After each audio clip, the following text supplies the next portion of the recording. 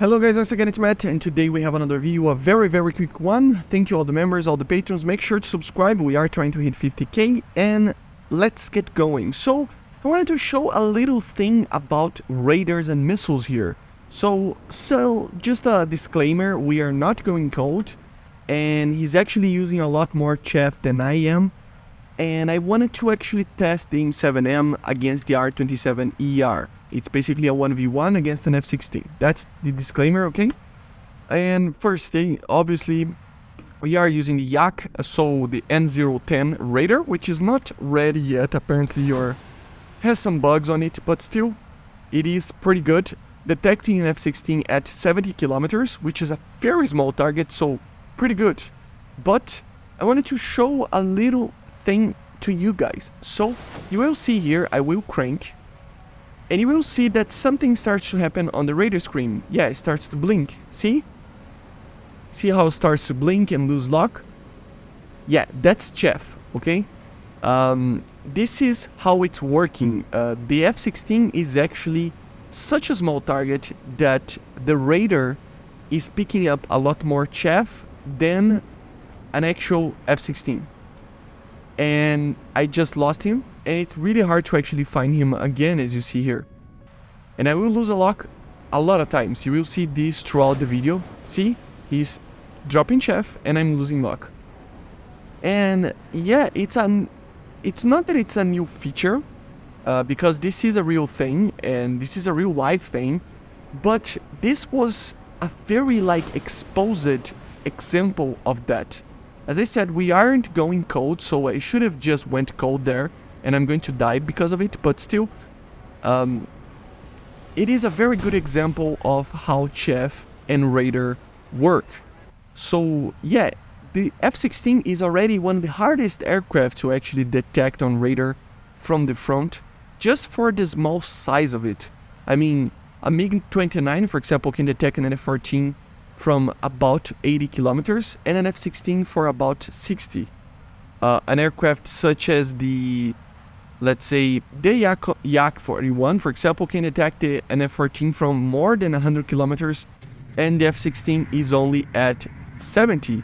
So yeah, you already can see that RCS, which is basically the size of the target for the radar, already makes a ton of difference. And using chaff can break the lock if the chaff is larger than the target itself that you're trying to hit. Normally this doesn't happen because you are flying towards the target and the target is flying towards you, and with that you have a larger, basically, receiving radiation from the target than from the chaff, because the target is approaching for you, from just to encounter you. But when the target is such a small one, it is the F-16, it kind of becomes a problem, because the chaff returns more radiation to the radar than the actual aircraft, and it breaks your lock because the target is too large for the target to actually be locked, or the chaff will dissipate and you have the same problem. So it is a very interesting thing. These small little things like this make the game a lot more realistic. And obviously, we have a problem with the radar here. The Yak-141 should have a PESA, or electronic scanned array kind of situation, on vertically, which would mean that it would basically detect the F-16 a lot quicker than it is actually doing right now. It is working the same as a normal MiG-29's radar, so it's not working as intended, but still it is fun and funny to actually see this happening in the game.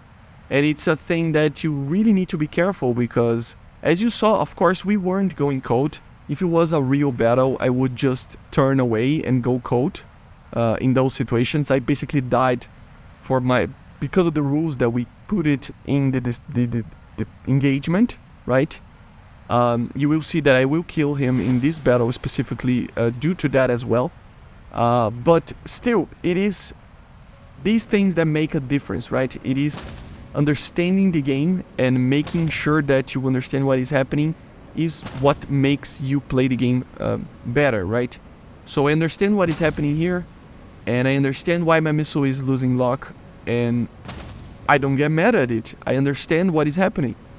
So that makes me don't want to just complain. It makes me want to solve the problem and actually get the lock again and try to solve the problem and actually kill the target. So yeah, knowledge really does help along those lines sometimes, right? But yeah, very interesting feature, and I wanted to just show to you guys how it is working. Hopefully they fix the N010 radar on that sense, being electronic scanned vertically and mechanically scanned horizontally. So of course it is still going to have a certain amount of time to scan the zone, but it should be a lot quicker than it is right now. And for example here, he's firing chaff, but yeah, as you see, firing chaff, and I'm going to lose the lock. But yeah, it's just problematic, right?